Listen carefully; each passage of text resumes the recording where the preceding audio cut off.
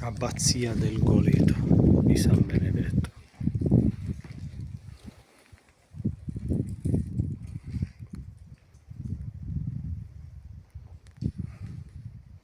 Una meraviglia che custodivano i monaci.